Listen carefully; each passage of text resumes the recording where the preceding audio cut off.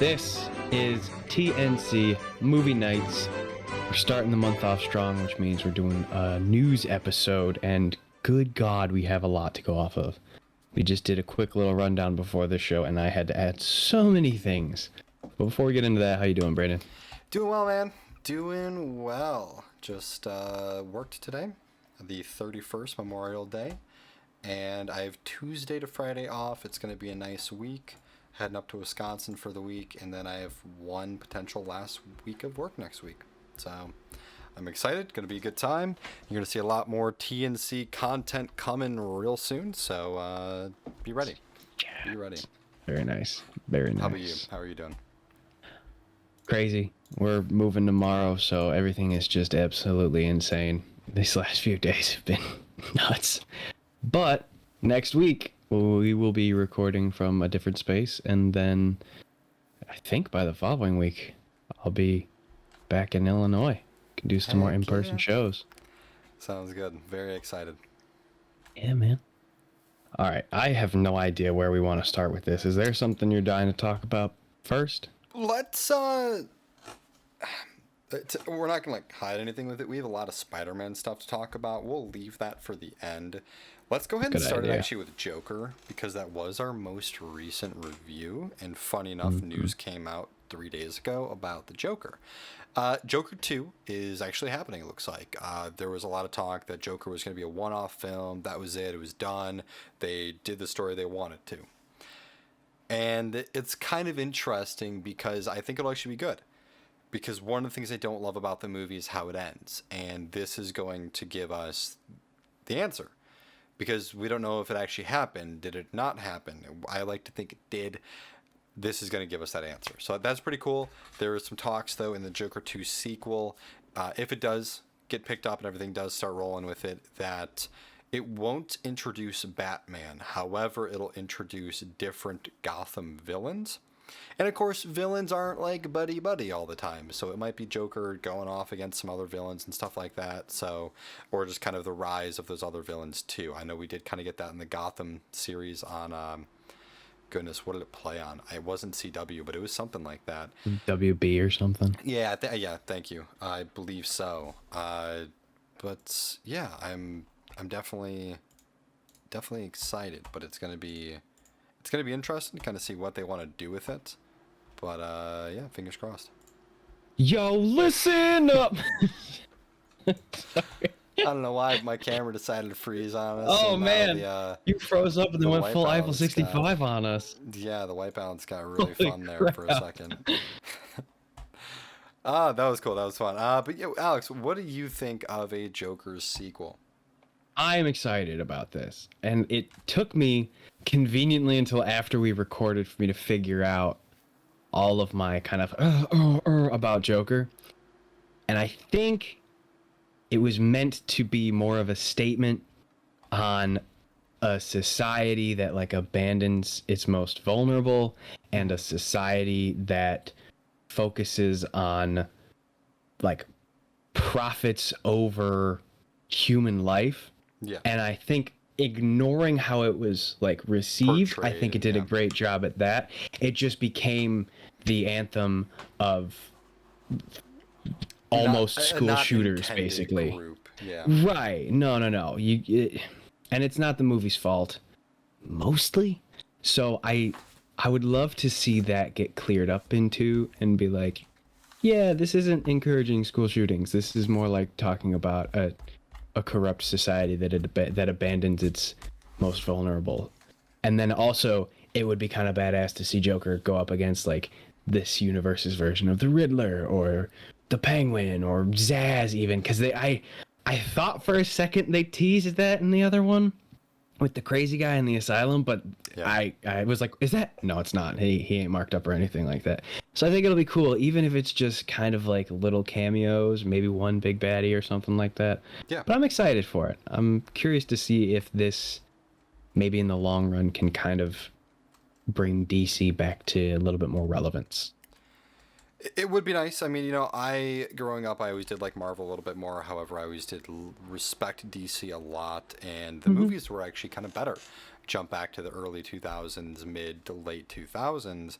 You know, with Marvel, you had Daredevil and Spider-Man 3 that really flopped, the Fantastic Four movies that flopped, the X-Men movies that all were getting worse and worse.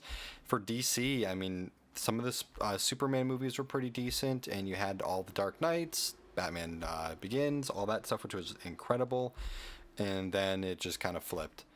Green Lantern came out, and then Marvel started. So it was kind of a weird area. But no, I would love to see DC really kind of just break off and get really big. However they have to do it, I don't care.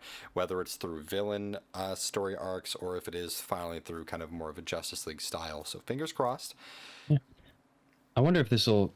I know that people have been saying the Batman movie is not going to be part of the same universe, but I wonder if they might spin that, and if that movie is also successful, if they'll kind of back away from Batfleck and basically abandon the Zack Snyder verse, which was actually like a lot better than the Joss Whedon verse. Yeah. But if they'll back away from that and then kind of maybe at least flirt with the idea of having those two join to then become the new Batverse or the alternate Batverse if they do Flashpoint or something. Yeah. A big thing I will say, because Joker is actually not in the DCEU, so they could Right. do Batman, who's not in the DCEU. Robert Pattinson's, if his does great, and then Joker, Robert Pattinson could be the kind of. Because I will That would say, be fun. Joaquin Phoenix's age. I'm kind of curious now the difference of where it kind of sits. Joaquin Phoenix is 46. Robert Pattinson is 35. So it's 11-year difference. And that would be kind of tricky since they already introduced Bruce Wayne as a very small child. Yeah, he was probably like 12. So, I mean, if they kind of play off that Batman's kind of like mid 20s, which I mean, a 35-year-old playing a 25-year-old, that's not the craziest thing in the world. We've seen 30-year-olds No. playing 16-year-olds. So, Right. they Or could they'd have definitely. to do that crappy thing where they recast the Joker and they'd be like, oh, but he was actually the inspiration for the real Joker. And I think that's just so lame. I will say that's what a lot of people think Joker 2 is going to be. That's like That's so that's the lame. whole fan theory of Joaquin Phoenix isn't actually the real Joker. He is the idea of Joker. They So did that in that Gotham show too, didn't they? How he wasn't the actual Joker. He was I don't like think the legally they inspiration could to use his name Joker, but he was the Joker. Like they did heavily hint at it, but I get what you're saying. I think it was just all legal stuff that they couldn't. I get the idea behind that, but it's like you have us get involved and you develop this character and then you just go, well, he's gone now and here's the new guy and we hope all of those same emotions stick, and they just don't. This is a completely new person, so it better be some like Heath Ledger level Joker establishment if they are going to flip out Joaquin Phoenix, who I think did a pretty damn good job. I think they could pretty easily, to be very honest. I mean, there's have been a lot of different Jokers from Mark Hamill to Yeah. Heath Ledger to I know some of them weren't great for everyone, but Jared Leto and now Joaquin Phoenix, and then we had the kid in Gotham, which he might be maybe arguably one of my favorites at this point. He was pretty solid. And it always goes back to Cesar Romero with the painted mustache. Yeah, great times. And then of course we have I can't think of Nicholas Jack Nicholson. Jack Nicholson. Thank you. We've had a lot of Yeah. different Jokers, so I do think they can just plop someone in. People love the Joker character enough that it doesn't matter who Yeah. plays him as long as it's done well enough. So that is my Yeah, only that's thing I'll true. disagree with you there. But we do have a lot more news to talk about today. We're not doing Yeah. a Joker 2 review quite yet, maybe in a few years. With that being said, we're going to jump into Quiet Place 2. Not going to talk about the review yet. We'll be doing a review relatively soon. Fingers crossed, hopefully. Quiet Place 2, pre-COVID, it was estimated, projected to have $60 million of earnings for the first weekend. During COVID, post-COVID, however you want to call it, during COVID technically, it did $48 million in the weekend of box office. So this is kind of, I think, a good representation that movies are back. I mean, 12 million difference for COVID. I think that's really good, honestly. Because let's be honest, projected is $60 million. That's projections. It probably would have done, like, depending what else is coming out, like 52, 53, 48 to knows? 53. That's pretty reasonable. I mean, if a big blockbuster came out last weekend with Quiet Place 2 coming out, 48 million would have been happy with them. So I think that's pretty fair. That's some good numbers for them. And then the next thing I want to bring up is Quiet Place 3 is in the works. Kind of getting some ideas for it. Krasinski is talking about it, getting some stuff together for it, and it looks like it is greenlit in a sense, kind of like a yellow light, but it's definitely turning green, not red. So I'm not too surprised there. That's awesome, man. I don't want to say anything about Quiet Place 2 prior to mentioning Quiet Place 3, so we'll kind of leave it at that. Very brief touch on it. If you like Quiet Place 2, let us know in the comments. We'll have a review coming up real soon. If you're excited about Quiet Place 3 again, let us know. Also, real quick though, those box office numbers are, I always got to remind myself that rated R numbers are so different to rated PG numbers. Rated PG, if you get 48 million, you flopped or PG-13, you flopped so hard, and it's unbelievable. If you're not making 100 plus mil on a PG-13 movie, what are you doing?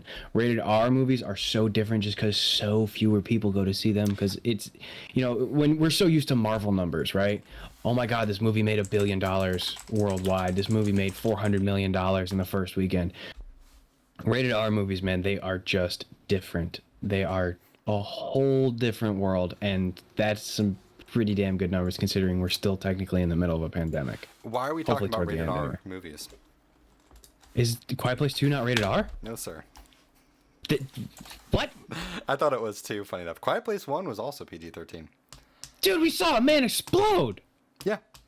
Yeah, PG-13. All right, well, damn, then never mind. Forget all that crap that I just said. It's funny. We thought it was rated R too, my girlfriend and I, because my girlfriend still gets carded whenever she goes to movie theaters because she's tiny. But she was like, she saw it at PG-13 and she's like, oh, I guess I don't need my purse now. So, yeah, funny enough, I thought it was rated R too. I was shocked when I saw it was PG-13. So, yeah, Quiet Place. What's up? I'm so confused then. Why did they project only 60 million for it? It was a huge deal, the first one. What did the first one make? If I had to guess, the first one, probably like 40. First weekend box office. First weekend too. I'm an idiot. Yeah, just first weekend. Opening weekend, it did 50 million. I'm an idiot. I was thinking that was like the total. I was like, for sure. I was like, what? Oh, I don't, never mind. I'm sorry. My brain is completely fried. I've been moving all week. These last 3 days I have been moving, not sleeping, and I'm fighting off a killer headache right now. Ignore all that dumb shit that I just said. It's all right. No worries at all. The next couple things is some trailers. Little trailer discussion. Jurassic World Dominion trailer to be dropping very soon, apparently. Do you care about another Jurassic World movie? I do, and I'll tell you why. Because the Jurassic World sequence is following so similarly to the Jurassic Park sequence, where the first one was really, really good. The second one was weird and not very good at all. And then the third one is super campy, really dumb, and I loved it. So I'm so hoping that they can finish it out. I mean, I'm wearing a Jurassic Park shirt, for God's sakes. Sorry for all the merch lovers out there. Again, I can't express how crazy packing is right now. This is one of 2 shirts that I have right now that aren't packed. But I'm really hoping that they can be like Jurassic Park 3, and even if it is super campy, and even if it does kill any sequels in the future, if it can just be fun, even dumb fun, I just want it to be good, because Jurassic World 2 was not that good at all. It's really funny how I underestimate what sequels will do, because I always think, I saw Jurassic World, for example, and I saw Quiet Place, the first one, and I'm like, nice. That was a good movie. That's the end. No more. But then they always find a way to push out more movies because, money, budgets, all that kind of stuff. And I liked the first Jurassic World, thought it was fun, but I didn't want a second one. And then a second one came out and I watched it and I was like, damn, that sucked. And it's also kind of weird that apparently a trailer's coming soon because this movie doesn't come out until next June. Literally almost exactly a year from right now. I know that's not crazy to drop a trailer. Maybe it'll be a very short teaser kind of thing, the official dropping the name and all that kind of stuff with a little bit of visuals. Won't be a full trailer. If so, I'd be shocked because, I mean, for example, Spider-Man No Way Home comes out in 6.5-ish months. No trailer yet. Just a little. I think that's intentional, though. I think that's a Kevin Yeah, Feige, Marvel execs move, trying to keep everything as secretive as possible. Because then you get this, you get us talking about it online, and more people talking about it. Oh yeah, 100%. But yeah, I see what you're saying. But yeah, that's kind of it for Jurassic World, and then we have the Eternals trailer drop, and I'm kind of hoping this is going to be like Guardians of the Galaxy, where I saw the trailer and I was like, I don't care about any of these characters. But it's Marvel. They've done a lot to knock it out of the park. When Ant-Man got announced, I was like, why are we getting an Ant-Man movie when we could be getting so many different characters? And, you know, I'm not going to not be excited just because Marvel has killed it like every single time they've done a movie. Where they kind of lose it sometimes is in the sequels. So this is a first time. They're going to put a lot of love into it. So I'm going to be excited. Fingers crossed for Eternals. Again, any of these movies we're mentioning today, if you're excited about them, you heard news that maybe we haven't talked about today, drop it in the comments. Let us know what you think of these upcoming movies.